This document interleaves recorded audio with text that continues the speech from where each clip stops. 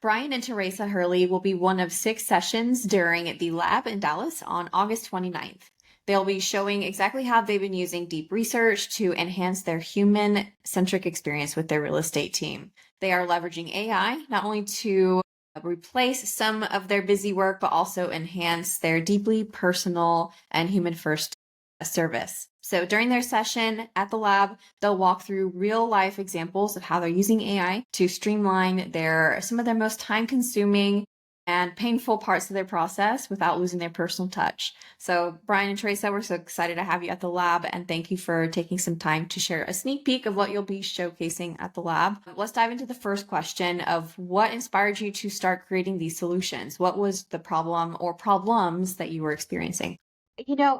As real estate agents and as team owners, we are kind of inundated with a lot of things that come at us constantly. And we were seeing that AI could really help solve some of these issues, not our interpersonal relationship with our clients or our agents, but really some of the kind of trials and just tribulations and busy work that we were seeing just pile up, especially when you're a high producing team.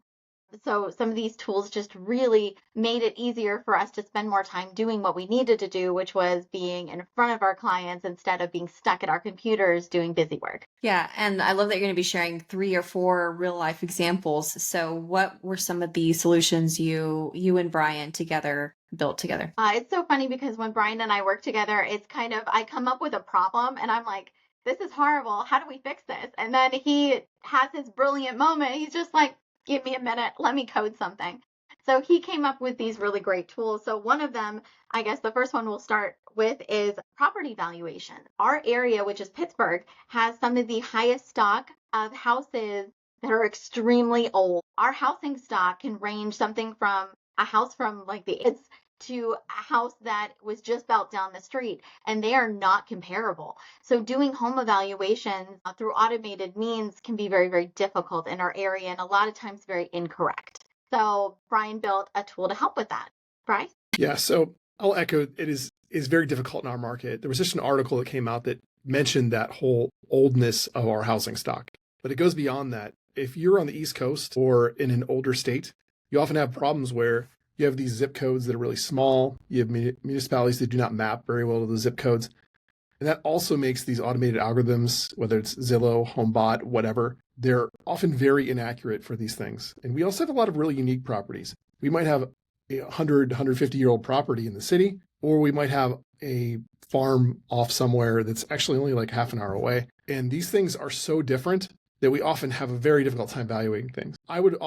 Teresa would give me the task. She'd say, okay, we need to come up with a value for this. There's almost no comps. All the automated valuations are crazy. They're not going to make the client happy. How are we going to make the client happy? How are we going to give them something accurate and give them something they can feel like they can trust and go with as us as trusted advisors trying to tell them what to do or give them the advice of what to do. So I'd go through and I'd take hours. I'd do all this really intensive research and I'd come up with something, and it was great. But it took me hours, and I already have way more things I need to be doing other than this. So as soon as deep research became a thing, I started experimenting with using deep research to do these valuations. And I found it to be tremendous. It saves me a huge amount of time. It doesn't do it for me, but it does a lot of it for me. What used to take hours takes 20 minutes or half an hour. And when I do the valuations, they're not perfect to start. So a key with AI, in my opinion, is always being a little bit skeptical. You need to look at it and make sure that it makes sense to you. We're the experts. The AI is not the expert. It is a tool. So you often have to look at what it produces and then go a couple rounds with it to get the right thing. And so I would use AI deep research to do these valuations. I would tune them over time. And eventually we made a tool so I could just pop them in there, and it does all the tuning that I would normally do. It turns out the tuning was pretty much the same kind of tuning every time. But now within 20 minutes, we have a really, really great report, something we can give to clients, and they're bowled away by how detailed it is. And it covers a lot of different aspects. A lot of things that I oftentimes, when I did the valuations, I missed some things. I didn't consider certain aspects of valuation that lots and lots of deep research searches were able to ferret out. So that has been really great for us. It's also really great to help you support an assertion that you have. A lot of times you have a gut feeling based upon your experience as a real estate agent of what something is valued for, but you don't have a good way to support it. And you can use deep research to help you support it. You literally ask it, this is where I want to target. This is where I believe it should be targeted and why, help me support this argument. And it will. And when you have support for the argument, it's very easy to go into a client and prove to them this is a good idea, because how can you deny all this great support? I'm the one who comes up with a lot of these reports, but Teresa's the one who delivers it. So you can really speak to that directly. So when you deliver a report to someone and you give them a number that is unexpected and you cannot produce facts behind it to help support that number, you're fighting an uphill battle all the time. So when I come and I know that we've done this research and it's very, very accurate, and I source that we've gone to 8 different places to get it, here are all the comps, here's how they were supported, here's everything in the last 3 years, here's everything in your geographic region, here's how this kitchen was better than this percentage wise. When I give them that much data, it is very hard for them to be like, I think you're wrong. Like, most of the time it's, wow, you know my house better than me at this point. Yeah, you're right. Let's list it at that. I trust you. And that's our job, is to create that trust very, very quickly, because that's how we win the listings. And listings still are a competition with other agents. I am going to win that listing against other people, and I need to have my data so secure and my marketing for this property so perfect that there's no way that the other agents can compete with me. And then my client is an agreement with where we should start, what plan I should do, and then I know we're going to be successful. Yeah. Can I use that? Because I'm not even confident that I bought our house at the right price. I mean, so as an example, like we live in a very unique, not even a full subdivision. It's like 2 random streets. These are the only houses that are in this size lots in this entire huge city. And the last home that sold in our neighborhood was 3 years ago. And it was this house. So there was no house to comp it against. So I don't even know what this home was worth. And we just kind of guessed with the seller what the home was worth. So I'd be very curious to use your tool. So that's really Well, you have a really good point. Really good point, because it works for buyers too. Sometimes buyers will say, well, I want to offer this really low ball price. And you need to support, hey, wait a second here. The land on which this house sits is worth almost as much as what you want to offer as is without anything on it. And you can show them that research if you use the tools in the opposite direction.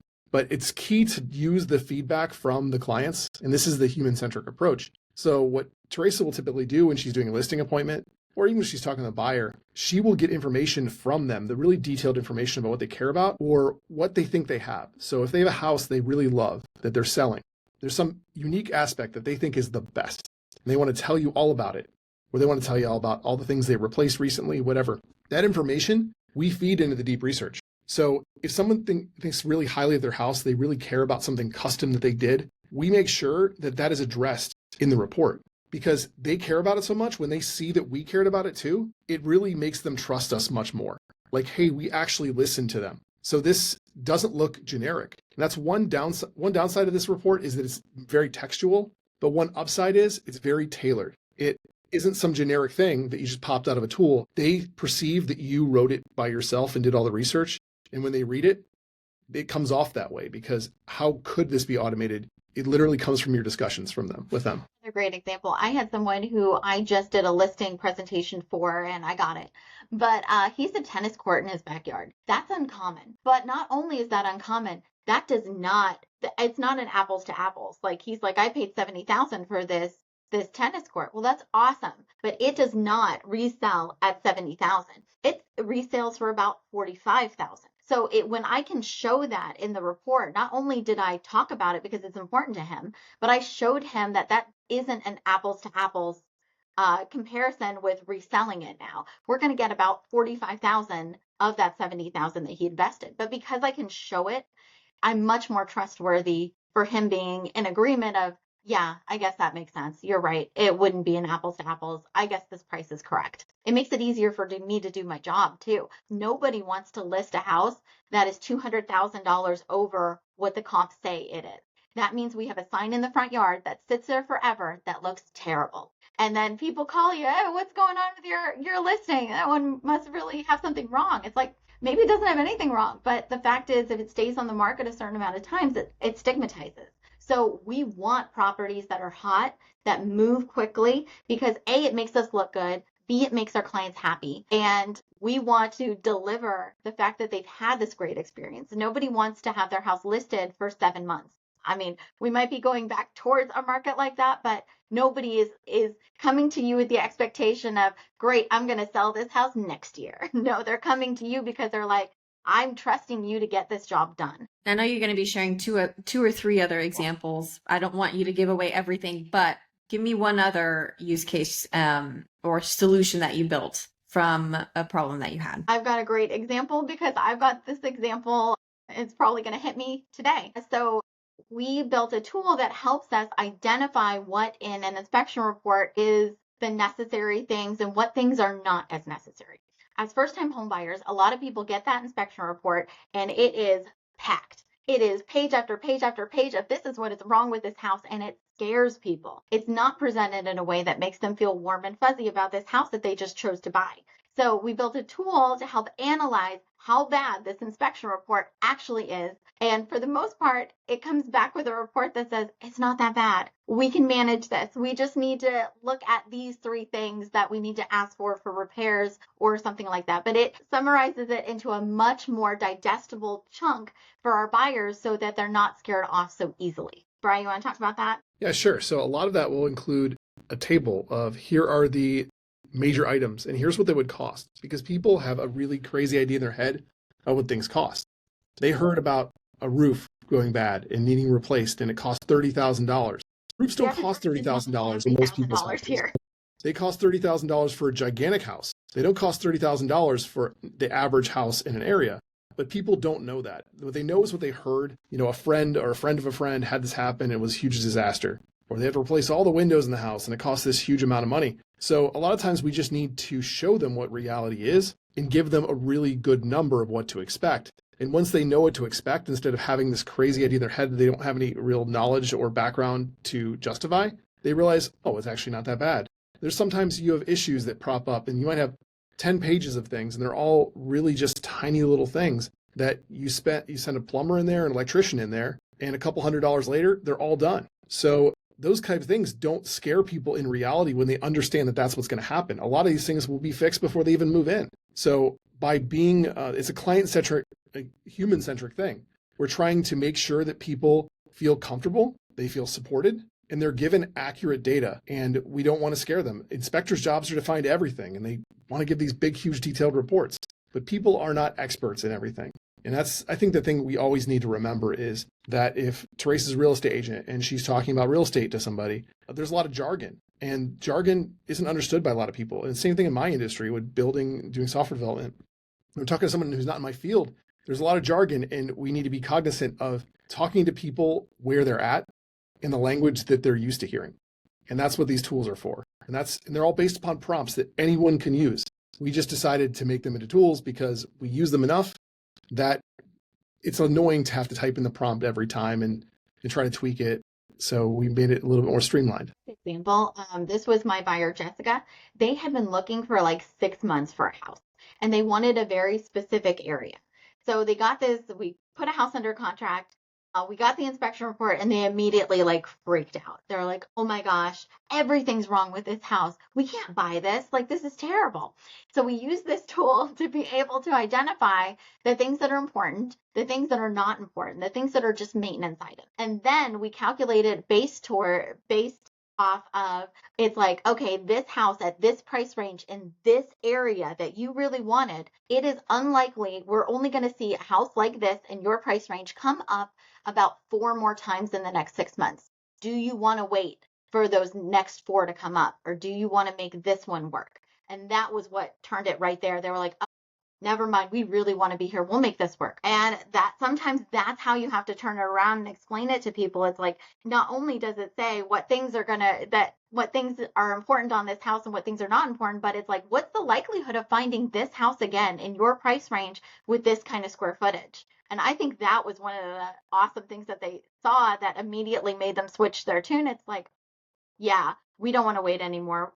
We'll just have the 3 windows redone on this floor and it'll be fine. Yeah, that's awesome. So I know during your session, I'm going to be taking so many notes, and I know it'll be one of my favorites. I'm trying not to play favorites, but It's going to be the top two or three at minimum. During your session, what will you be sharing? Will you be sharing how to create these tools? Will you be giving people prompts? What will that look like? I think it's going to be more along the lines of prompts, because I think that we want to give away something that people can actually take and use. I don't want to say, we built this tool and no, you can't have it. What I want to do is I want to say, we built this tool and here's what underlies that tool. And here's how you can use the core concepts to do the same kind of thing that we do. And maybe show some examples of what we do, how we do it, why we do it, and what you can get out of it. To add to Teresa's previous point, another great example for this kind of thing is negotiation. I think in that Jessica case, we had a really solid list of this is how much things cost. We did. And I think you actually just got money off the house. Yep. I think we ended up getting like $10,000 off the price of that house because I presented her with that, the other agent on the other side. And she's like, oh my gosh, you're right. She's like, we have to come down in price. Yep. It just, for our jobs as real estate agents, the more information, the more proof we have that we're right. We're not lawyers, but I always say it's kind of like being a lawyer. Like I can't go in front of a jury without proof and be like, trust me. I have to go in with so much ammo, basically, so much proof, so much information that the other side is bowing to me saying, oh yeah, you're right. Okay, we can do this. So it's great on all sides to have more information. That's so cool. Brian and Teresa, I'm so looking forward to your session. If you're watching this on YouTube, click the link in the description to grab your seat. If you're watching this on social media, click the link somewhere in the comments or somewhere in the post. There's a link somewhere. So looking forward to seeing you in Dallas. Thank you so much for your time, and we'll see you in a couple months. Look forward to it. See everybody. Cool. Bye. That was great. Thank you so much. Thank you both of you.